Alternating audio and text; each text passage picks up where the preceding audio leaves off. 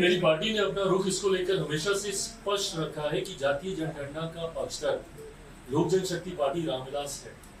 हम लोग चाहते हैं कि जातीय जनगणना हो। ये आंकड़े कम से कम सरकार के पास होने चाहिए। मैं इन आंकड़ों को सार्वजनिक करने का पक्षधर नहीं हूँ। मैं मानता हूँ कि ऐसे आंकड़े समाज में डिवाइड क्रिएट करेंगे। कई बार न्यायालय के द्वारा भी आबादी को लेकर मांग की गई है। पूछा गया है कई बार सरकारों से कि फलाना जाति की क्या आबादी है। मेरी पार्टी ने अपना रुख इसको लेकर हमेशा से स्पष्ट रखा है कि जातीय जनगणना का पक्षधर लोक जनशक्ति पार्टी रामविलास है। हम लोग चाहते हैं कि जातीय जनगणना हो। इसका कारण है कई बार राज्य सरकार और केंद्र सरकार कई ऐसी योजनाएं बनाती हैं जो उस जाति को मद्देनजर रखते हैं, उसको मुख्य धारा के साथ जोड़ने की सोच के साथ वो योजनाएं तैयार की जाती हैं। ऐसे में उस जाति की आबादी कितनी है ये जानकारी सरकार के पास कम से कम होनी चाहिए, ताकि उसके अनुपात में राशि आवंटित की जा सके उस योजना को लेकर या उस जाति को मुख्य धारा के साथ जोड़ने को लेकर।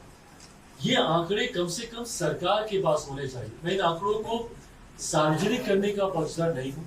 मैं मानता हूं कि ऐसे आंकड़े समाज में डिवाइड क्रिएट करेंगे। ऐसे में मैं चाहता जरूर हूं, कई बार न्यायालय के द्वारा भी आबादी को लेकर मांग की गई है। पूछा गया है कई बार सरकारों से कि फलाना जाति की क्या आबादी है।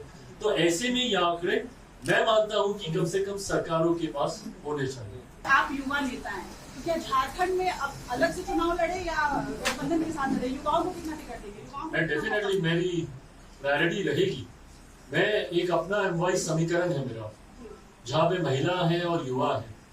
मैं जातीयता और सांप्रदायिकता से हटकर युवाओं की जमात और महिलाओं की जमात की मैं सोच रखता हूँ और मैं चाहता हूँ।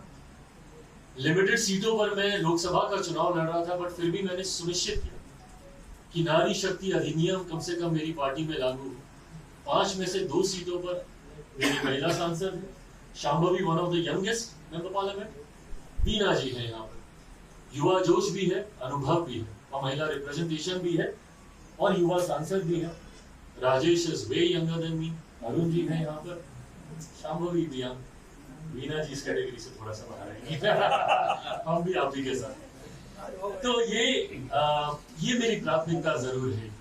युवा महिलाओं को ज्यादा से ज्यादा पार्टी टिकट दे, ये प्रायोरिटी रही। झारखंड इलेक्शन जब 5 साल होता है तो एक बार आप नजर आते हैं, आपकी पार्टी नजर आती है, आपके संगठन नजर आते हैं, एक आध सीट पे आप चुनाव लड़ते हैं। इसको क्या माना जाए? आप एक तरफ कहते हैं कि मेरा जन्म जो है बिहार में हुआ था, जब मैं जन्म मेरा हुआ था उसमें बिहार ही था। दूसरी तरफ झारखंड को लेकर आपकी पार्टी इस तरह की मंशा रखती है, तो इस पर आप क्या कहेंगे? नहीं, आपकी बात बिल्कुल सही है।